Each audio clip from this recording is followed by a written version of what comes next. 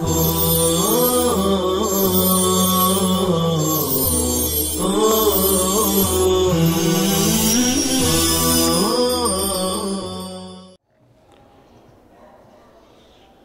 اللہ الرحمن الرحیم السلام علیکم ورحمۃ اللہ وبرکاتہ۔ عزیز طلبہ کرام، ہم اس وقت سورہ محمد صلی اللہ علیہ وسلم کا ترجمہ کرنے جا رہے ہیں۔ چند آیات کا گزشتہ کل ہم نے ترجمہ کیا تھا، اور آج انشاءاللہ مزید چند آیتوں کا ہم ترجمہ کریں گے۔ قرآن کریم کے آیات کچھ اس طرح ہیں۔ بسم اللہ الرحمن الرحیم۔ وَمِنْهُمْ مَنْ يَسْتَمِعُ إِلَيْكَ حَتَّى إِذَا خَرَجُوا مِنْ عِنْدِكَ قَالُوا لِلَّذِينَ أُوتُوا الْعِلْمَ مَاذَا قَالَ آنِفًا أُولَئِكَ الَّذِينَ طَبَعَ اللَّهُ عَلَى قُلُوبِهِمْ وَاتَّبَعُوا أَهْوَاءَهُمْ۔ دیکھیے، اوپر کی جو آیتیں گزری ہیں تو پر مومنوں اور کافروں کا حال بیان کیا گیا ہے، اور کافروں کی ایک قسم اور بھی ہے جسے منافق کہتے ہیں۔ اور منافق کون؟ ظاہر میں اسلام کا دعویٰ اور باطن میں اس سے انحراف۔ ظاہر میں اسلام کا دعویٰ اور باطن میں اس سے انحراف، یہ منافق ہے، اور ان آیات میں ان کا تذکرہ چل رہا ہے۔ اللہ تعالیٰ فرما رہے ہیں وَمِنْهُمْ مَنْ يَسْتَمِعُ إِلَيْكَ، اور بعض آدمی ایسے ہیں جو آپ کی طرف کان لگاتے ہیں۔ بعض آدمی ایسے ہیں جو آپ کی طرف کان لگاتے ہیں، یہاں تک کہ جب وہ آپ کے پاس سے باہر جاتے ہیں، حتی اذا خرجوا من عندک، یہاں تک کہ جب وہ آپ کے پاس سے باہر جاتے ہیں، اہل علم سے پوچھتے ہیں انہوں نے ابھی کیا بات فرمائی، انہوں نے ابھی کیا بات فرمائی۔ یعنی مجلس میں تو ایسا نظر آتا ہے کہ وہ بغور نبی پاک صلی اللہ علیہ وسلم کی بات سن رہے ہیں، مگر حقیقت اس کے علاوہ ہے۔ حقیقت یہ ہے کہ توجہ نہیں دے رہے۔ اس لیے مجلس سے اٹھنے کے بعد جو سچے علم والے ہیں، صحابہ کرام صاحب علم ہیں، ان سے پوچھتے ہیں کہ ابھی مجلس میں حضرت نے کیا فرمایا، اور اس پوچھنے میں بھی چوٹ کر رہے ہیں، استہزاء۔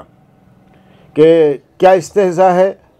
کہ ہم ان کی بات لائق اعتنا نہیں سمجھتے، اس لیے ہم نے سنا نہیں اور ہم نے غور بھی نہیں کیا۔ اب ظاہر بات ہے کہ ایسے نالائقوں سے اور منافقین سے کیا امید رکھی جا سکتی ہے؟ جب وہ بات نہیں سن پا رہے ہیں تو اللہ کے راستے میں قتال کے لیے تمہارا ساتھ دیں گے، کیا ضروری ہے؟ تو قرآن کہتا ہے اولئک الذین طبع اللہ علی قلوبہم، یہی وہ لوگ ہیں جن کے دلوں پر اللہ نے مہر کر دی اور وہ اپنی منمانی کر رہے ہیں۔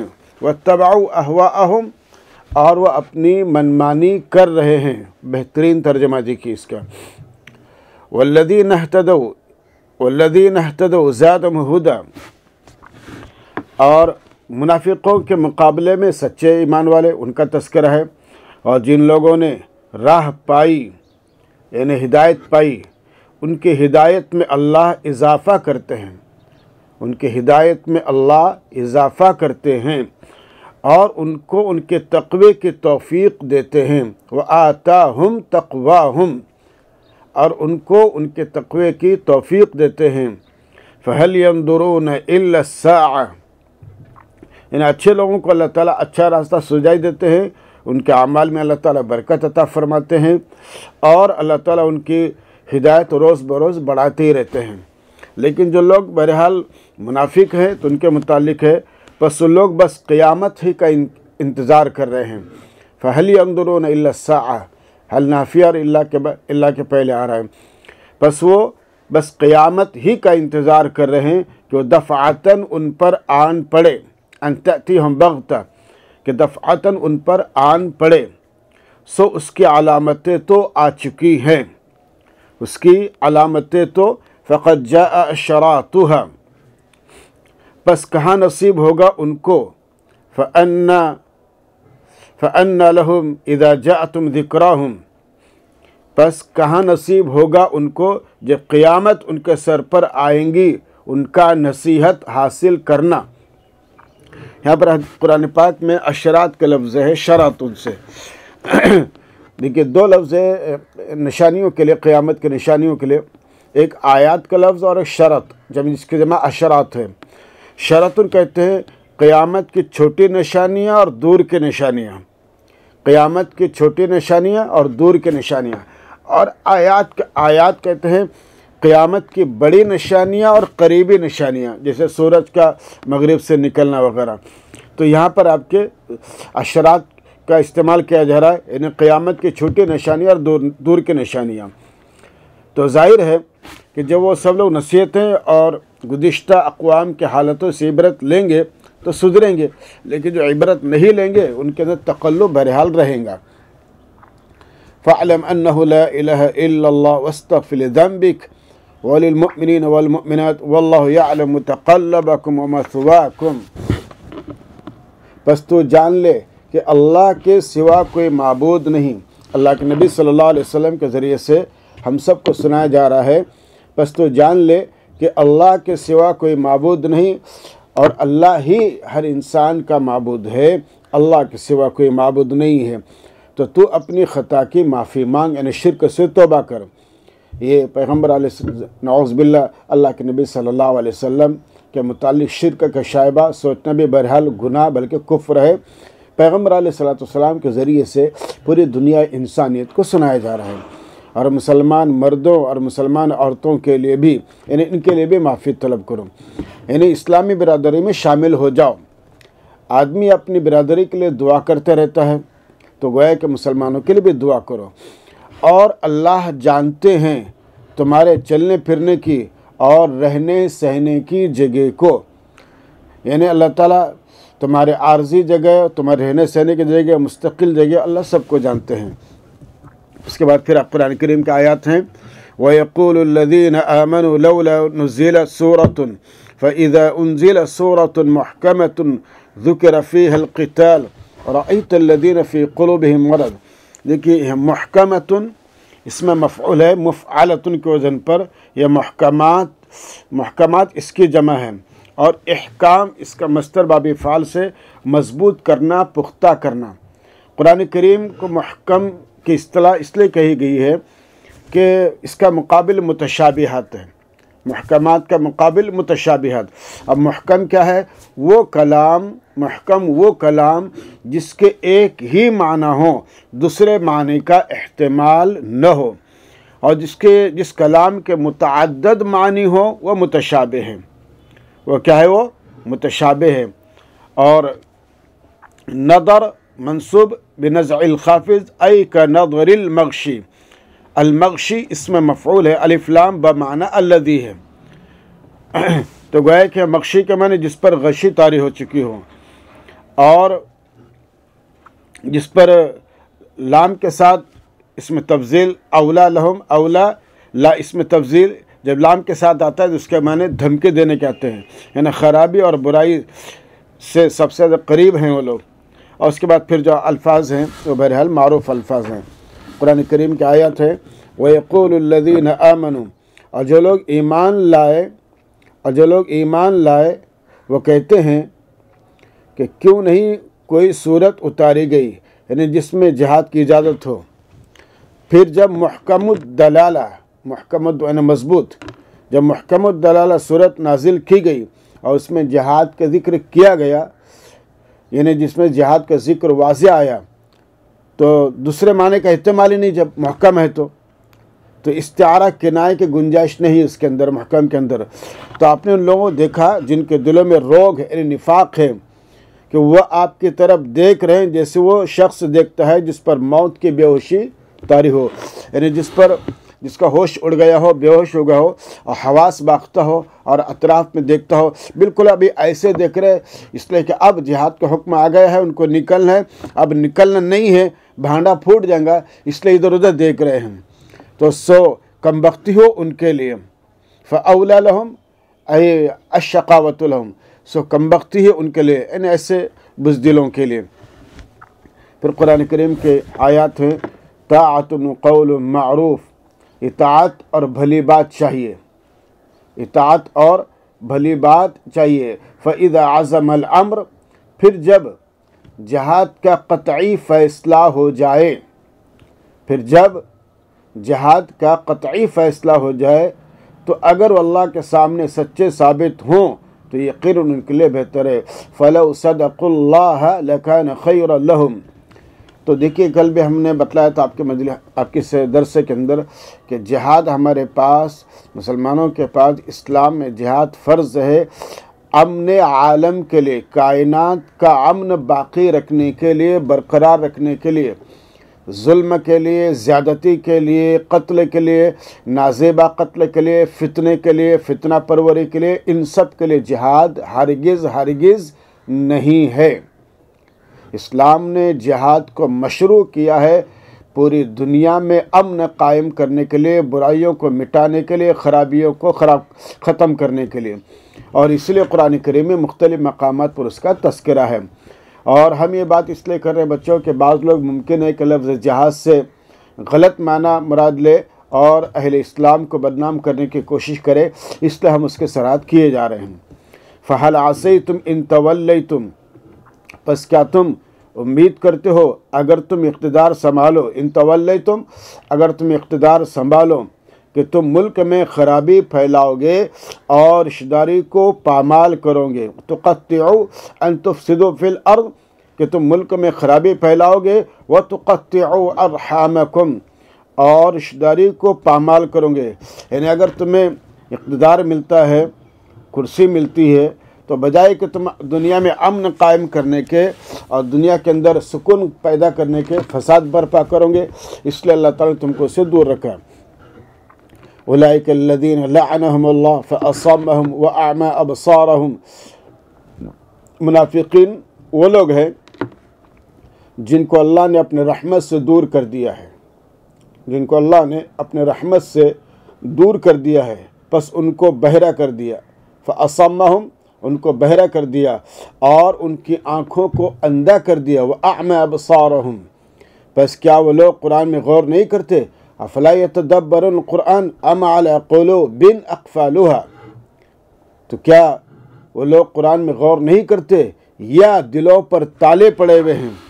ارتد، اور اس کے بعد پھر آیت آ رہی، یہ قرآن کریم کی آیت ہیں جو تدبر قرآن پر توجہ دلا رہی ہیں۔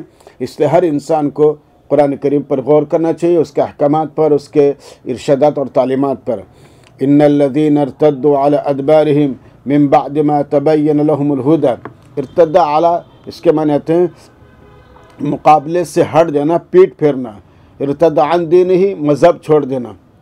تو من حرف جر ارتد سے متعلق ہے، تو گویا کہ ارتدہ یرتد ارتدادن دو صلے کے ساتھ استعار ہے، یہاں پر اعلیٰ صلہ بھی ہے اور عن صلہ بھی۔ اس کے معنی اعلیٰ صلے سے معنی مقابلے سے ہٹ جانا اور عن صلے سے متعلق مذہب چھوڑ دینا۔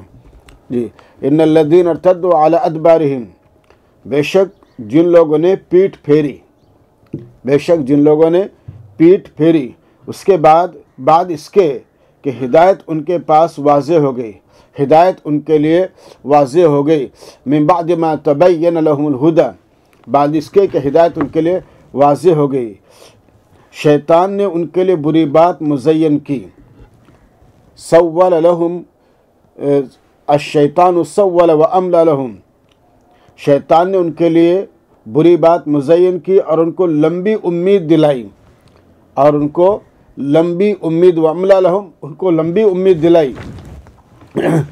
اور اس وجہ، دوسری وجہ یہ کہ یہ بات اس وجہ سے کہ ان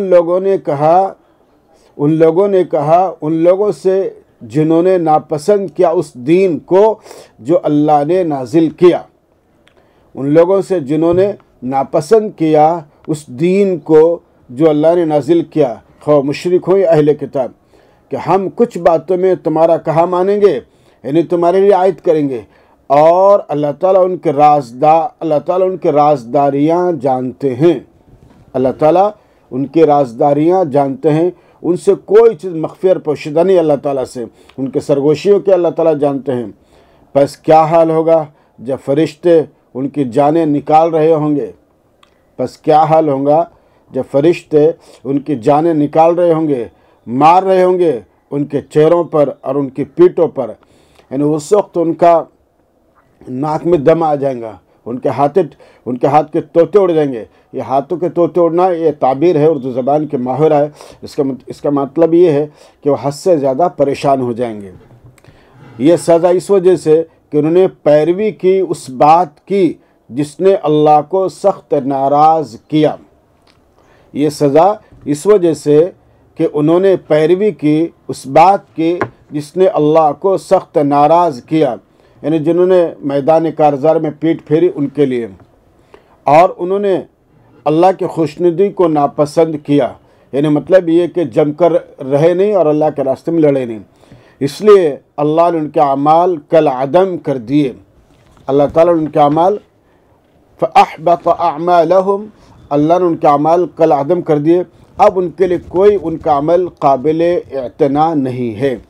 اس کے بعد قرآن کریم کی آیت ہے، اللہ تعالیٰ فرما رہے ہیں ام حسب الذین فی قلوبہم مرض ان لن یخرج اللہ اضغانہم، اضغان زغن کی جمع اضغان، دل کی سختی، ناراضگی، کینہ، عداوت، اور سیما کے معنی علامت اور نشانی، اور لحن کے معنی طرز ادا، گفتگو، بات کا طرز، لہجہ۔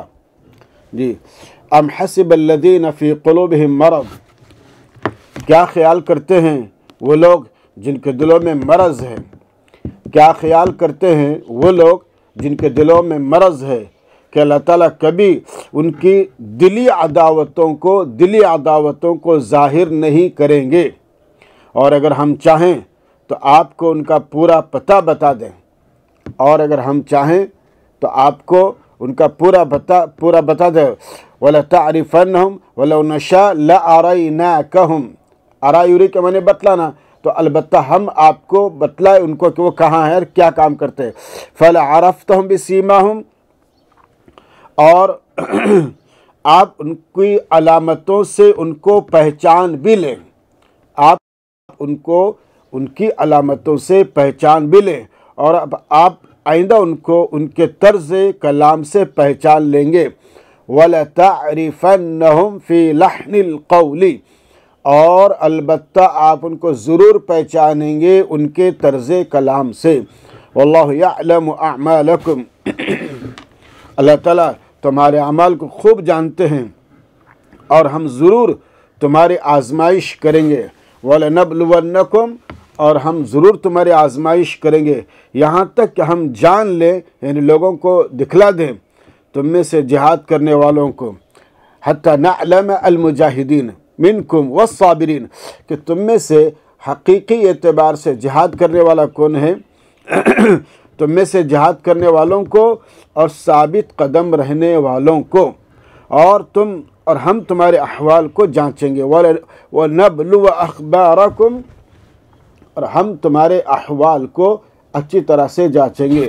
اس کے بعد قرآن کریم کی آیت ہے ان الذين كفروا وصدوا عن سبيل الله وشاقوا الرسول من بعد ما تبين لهم الهدى، بے شک جن لوگوں نے دین اسلام کو نہیں مانا، ان الذين كفروا، بے شک جن لوگوں نے دین اسلام کو نہیں مانا اور انہوں نے اللہ کے راستے سے روکا، وصدوا عن سبيل الله، اور انہوں نے اللہ کے رسول کی مخالفت کی، مخالفت میں برسر پیکار رہے، شاق الرسول، ان کے لیے ہدایت واضح ہو جانے کے بعد، من بعد ما تبین لهم الہدی، ان کے لیے ہدایت واضح ہونے کے بعد، یعنی دلائل عقلیہ نقلیہ واضح ہو گئی اور اس سے اسلام کی حقانیت ثابت ہو گئی، اس کے بعد بھی اور لوگ اللہ کے دین کو ہرگز کوئی نقصان نہیں پہنچا سکیں گے۔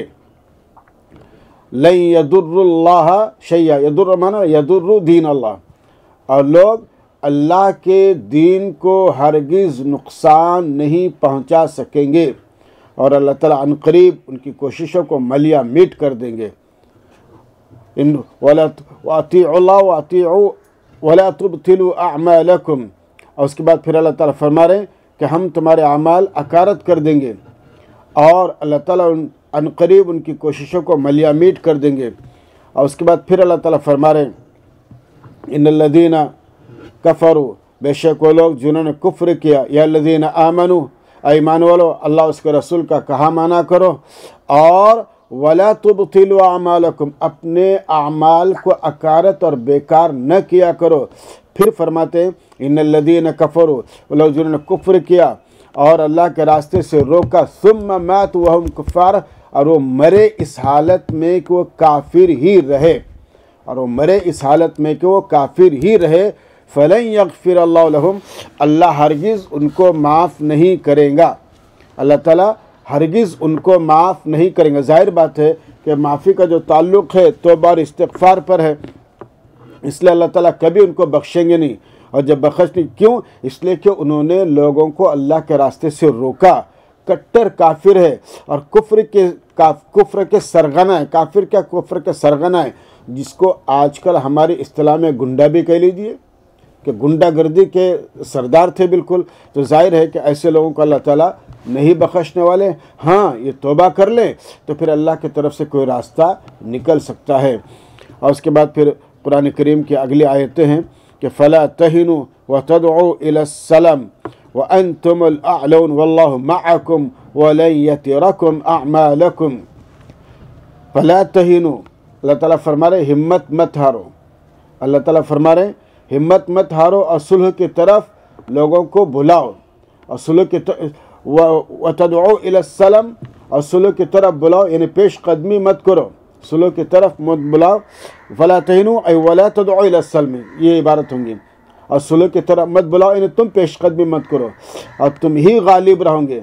यानी हिम्मत करके लड़ोगे और मैदान में तुम आओगे तो तुम ही गालिब रहोगे, और अल्लाह ताला तुम्हारे साथ हैं। अल्लाह ताला तुम्हारे साथ हैं और वह तुम्हारे आमाल में हरगिज़ कमी नहीं करेंगे। अल्लाह ताला तुम्हारे आमाल में हरगिज़ कमी नहीं करेंगे। और उसके बाद फिर मुख्तसर आयत है, दुनियावी ज़िंदगी तो बस एक महज खेल कूद है। इन्नमल हयातुद दुनिया लइब व लहवन, दुनियावी ज़िंदगी महज खेल कूद है। और अगर तुम ईमान और तक़वा इख्तियार करोगे, इन तुमिनु व तत्तक़ू, और अगर तुम ईमान और तक़वा इख्तियार करोगे तो अल्लाह ताला तुमको तुम्हारा बदला देंगे और तुमसे तुम्हारे अमवाल तलब नहीं करेंगे। वला यसअलकुम अमवालकुम, और तुमसे अल्लाह ताला तुम्हारे अमवाल तलब नहीं करेंगे।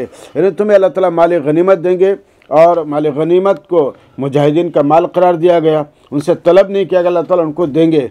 इसलिए पूरे सुबात कदमी के साथ और सब्र के साथ अल्लाह के रास्ते में लड़ना चाहिए।